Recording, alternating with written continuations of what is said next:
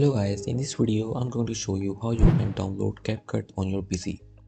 So to those who don't know that CapCut is a editing software that is totally for free. So to those who don't know that CapCut is a editing software, and the good part is that it is totally for free. So if you want to download it, first you need to go to your browser, and then here you need to search for CapCut. And then you need to find the website capcut.com and then click on it.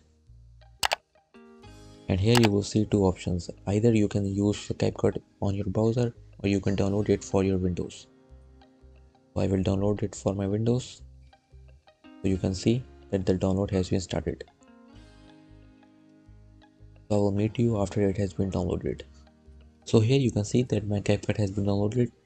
Now if I want to install it, you need to double click on it. And a pop-up will appear. Here you need to agree with CapCut agreements and privacy policy, and then you need to click on install now. This will start installing CapCut on your PC. So here you can see that my CapCut has been installed. Now I need to click on start now. And this will test the environment, check your system specifications, and here you can